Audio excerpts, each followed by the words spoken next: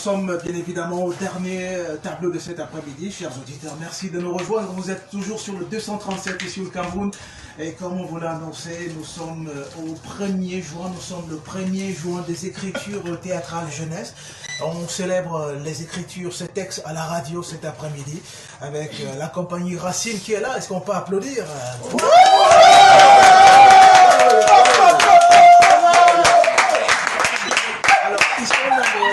Ils sont nombreux, nous allons partager avec vous, chers auditeurs, bien évidemment, quelques textes de théâtre qu'on dira ici dans cette émission. Et c'est des textes qui ont une portée poétique qui peut toucher les enfants et même les adultes. Bon après-midi, Jeannette Mogoum. Bon après-midi, Macaire. Alors, la compagnie...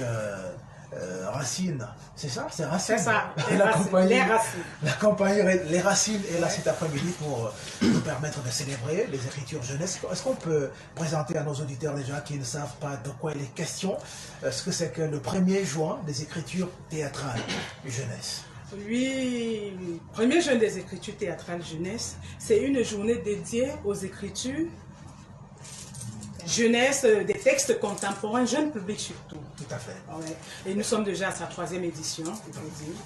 3e édition depuis 2015, c'est ça? 2018. Ouais. L'événement est initié depuis 2015. Oui, depuis 2015. Ouais. Parce qu'il faut dire, en France, ils sont à la 6e édition cette année. Voilà. Parce que le 1er juin est créé par Scène d'enfance de France à Cité-Esch. Donc ce sont eux qui ont créé le projet. Et au Cameroun, c'est depuis 2018 en fait. On va expliquer que suite à la crise sanitaire qui ne permet à aucun événement de se produire de façon populaire, on a choisi le studio de radio de Mirror Radio TV pour produire cette édition du 1er juin des écritures théâtrales jeunesse. Nous avons la compagnie des Racines en plateau cet après-midi, après donc la lecture du texte officiel qui justement parle de cette année 2020. Il y a un premier texte que nous allons écouter. Il est de... Pascal Brunnemann. D'accord. Ouais. Alors Pascal Brunnemann, c'est un auteur canadien qui a commencé sa carrière en 1994. Et très tôt, il s'est intéressé au théâtre, à l'écriture sur plateau. Donc l'écriture sur plateau, pour que tout le monde soit au même niveau.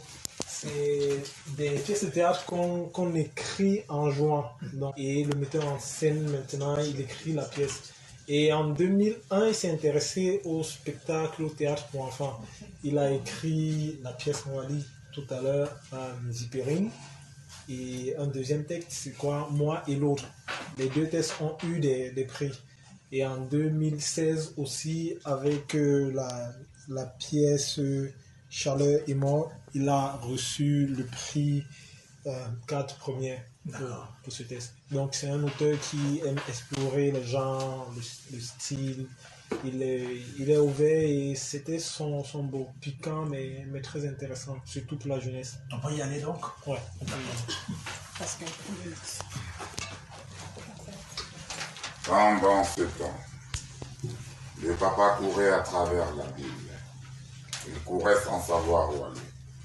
Dans quelle rue, quelle ruelle, ou quel parc, il fallait la chercher. Il courait et croisait tous les lieux familiers. Il courait et voyait à chaque pas le vide s'approcher, prêt à l'engloutir. Il courait en essayant de ne pas penser. Ne pas penser, ne pas penser. Simplement la chercher, simplement respirer. Respirer. Respirer. Le téléphone sonne. Allô? Monsieur Quentin? C'est moi. Sergent Cossette à l'appareil. Vous l'avez trouvé? Non, malheureusement. Je suis mort d'inquiétude. On fait tout notre possible. Vous êtes sur une piste? Ben justement, monsieur Quentin, j'aurais aimé vous poser quelques questions pour nous aider dans notre travail. Demandez-moi ce que vous voulez. Tout ce que vous direz pourra nous aider dans notre recherche. Première question, monsieur Quentin. Avez-vous remarqué un changement d'attitude chez votre fille? Non. Pas de nouvelles fréquentations? Non plus. Avez-vous une altercation avec elle récemment? Quel type d'altercation? Discipline, dispute, ce genre de choses. Non, vraiment, je vois pas. La directrice de l'école m'a dit que c'est vous qui aviez la garde de votre fille présentement. Normalement, j'ai un temps partagé avec sa mère, mais elle est en voyage. Ok. C'est ce qui m'amène à ma deuxième question. D'après vous, monsieur Quentin, pourquoi votre fille aurait choisi de fuguer maintenant? Qu'est-ce que vous voulez dire? Monsieur Quentin, chaque minute qui passe réduit statistiquement les chances de la retrouver. Vite, cache-toi! Qu'est-ce qui pue comme ça? C'est la forêt. Reste à l'abri des arbres. C'est pire qu'un dépotoir. Ça empêche le chien de te fleurer. La terre bouge. C'est des larves. Tiens-toi aux branches si tu ne veux pas tomber. Même le bois est pourri. Ce sont des os. Les troncs sont faits en tibia, les branches faites en numérus, les rameaux en doigts. C'est quoi qui bougeonne au bout des branches? Des crânes. Mais c'est pas la saison.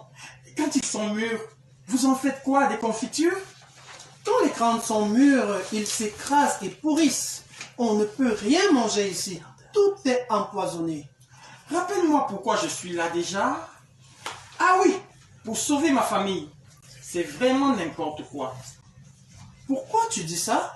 Parce qu'il est déjà trop tard. Maman est déjà partie. Nouveau travail, plus de mari. Elle aime encore papa. Comment tu sais ça? Elle m'en parle quand je vais dans ses rêves. Puis, papa, lui, il dit quoi? Papa, je sais pas.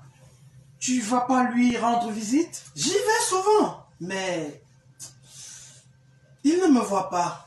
Ses rêves sont un grand désert et il marche tout seul. C'est drôle. Je suis comme pas surprise. Tu es vraiment dur avec lui. Ce n'est pas de ma faute si papa est un imbécile. Il est juste triste. Pendant ce temps-là, moi, c'est comme si j'étais pas là. Tout ça, c'est à cause de moi. Je n'aurais jamais dû t'amener ici. T'as dit que c'était le seul moyen de te libérer. Justement, si tu détaches mon ruban, moi aussi je vais t'abandonner. Toi, c'est différent. Pourquoi? Je veux que tu t'en ailles. Mais pourquoi? Dis, quel âge que t'as? J'ai 9 ans. Pourquoi? Tu sais quelle date on est aujourd'hui? Non? On est le 12 mai. Puis, qu'est-ce qu'il y a le 12 mai? C'est ta fête? Exact. Aujourd'hui, j'ai 10 ans. Ça change quoi? Ça change qu'à partir de maintenant, tu pourras plus me protéger parce que ça va être moi la plus grande. Parce que je vais devenir une ado. Puis, une adulte. Puis, que toi, tu changeras jamais. Puis, je veux pas passer ma vie à me sentir mal de ça. Tu comprends? Je veux pas prendre ta place. Je veux pas vivre pour deux. Je veux simplement être moi. Tu comprends, Fée? On n'entend plus le chien. Nous pouvons continuer à suivre notre chemin. Est-ce que tu comprends? Tu en as assez dit. La mission que tu portes, tu dois la terminer. Allons tuer la Marthe. Le papa entre sur scène en courant. Il s'arrête et regarde autour de lui. Le téléphone sonne. Le papa répond. Oui, allô? C'est Brigitte. Qui? Tu sais, ton ex, la mère de tes filles. Il y a de la friture sur la ligne. Mon taxi traverse une bergerie. Ça fait un train d'enfer. Philippe, la police vient de m'appeler. Oui, je sais. Qu'est-ce qui se passe? Il se passe que j'ai perdu la petite. Et quand est-ce que tu pensais m'appeler pour me le dire? Calme-toi, Brigitte. Ma fille est portée disparue et tu veux que je me calme? Commence pas à t'énerver. Mais où est-ce que tu es là? À la maison. Et qu'est-ce que tu fais à la maison? Ben, je la cherche. Qu'est-ce que tu crois? Je la cherche. Pourquoi elle a fait ça? Je sais pas. Mais qu'est-ce qui s'est passé? Je sais pas. On va tirer tout ça au clair. Mon taxi s'en va à l'aéroport. Je vais sauter dans le premier avion puis revenir dès que je peux. C'est pas nécessaire.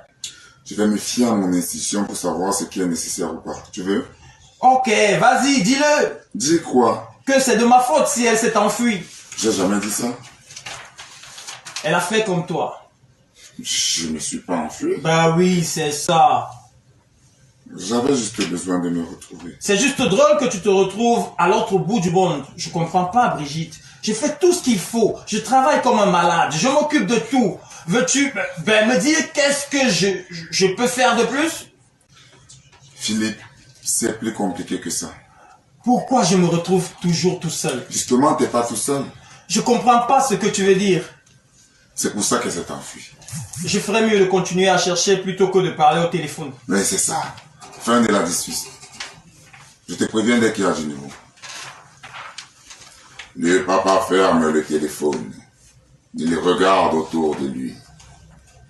Puis il fait un geste pour sortir. Mais il s'arrête. Il reprend le téléphone et appelle. Allô, Brigitte?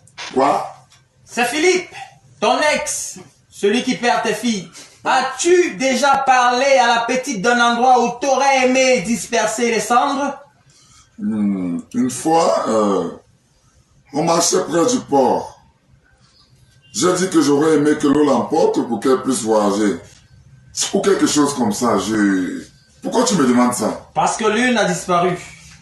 Tu penses que c'est la petite? Je t'appelle dès qu'il y a du nouveau. Attends, la rumeur d'une foule. Vipérine entre sur scène. Elle aperçoit une ombre et s'approche. Fais, je suis là. Où est-ce qu'on est? Nous sommes aux grilles du jardin. C'est la fin du voyage. Qu'est-ce qu'on entend? Des âmes qui cherchent une porte. T'es sûr qu'elles peuvent rien me faire? Il n'y a pas de danger. Tu peux me faire confiance. Désolé de te contredire.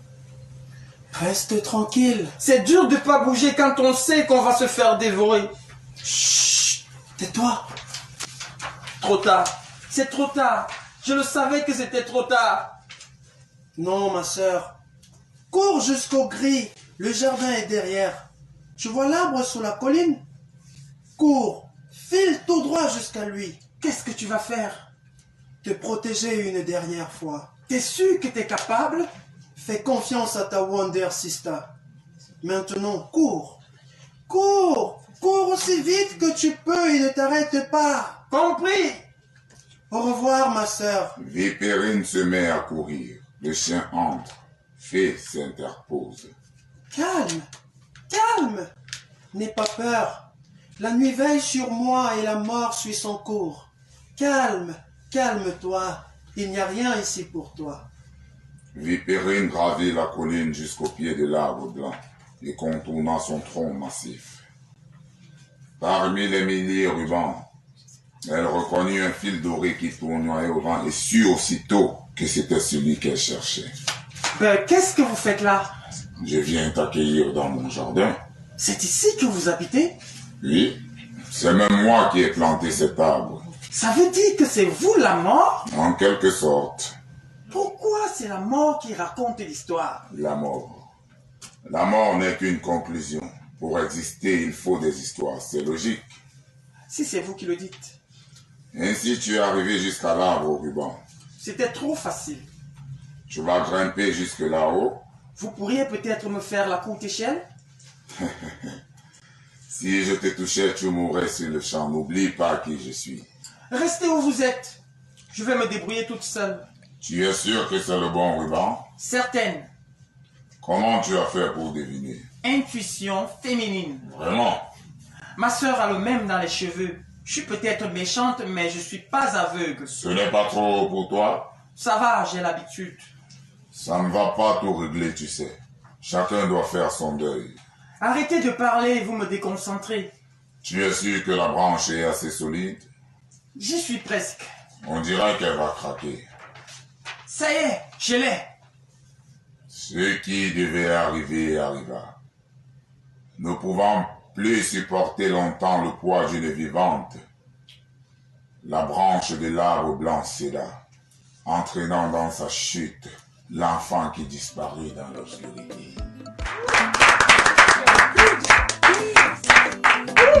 C'est du théâtre radiophonique que nous vous offrons cet après-midi, chers auditeurs. Ce n'était plus, ça nous manque un tout petit peu, ça il faut dire la vérité. C'est depuis plusieurs années que la radio ne vous offre plus le théâtre et c'est fait cet après-midi à l'occasion bien évidemment de ce 1er juin des écritures théâtrales de jeunesse. Et donc on vient de suivre en ce moment Donc la lecture du premier texte, Vipérine de Pascal Brûle le masque.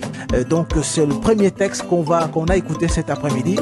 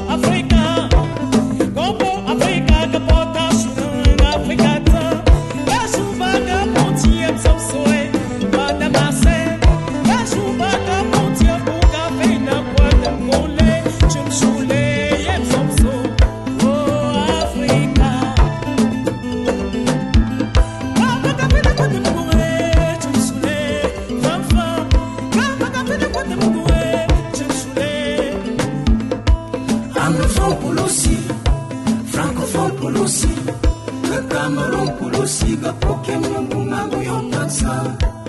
Anglophone Polosi, Francophone Polosi, le Cameroun Polosi, le Pokémon Bungango Yotansa.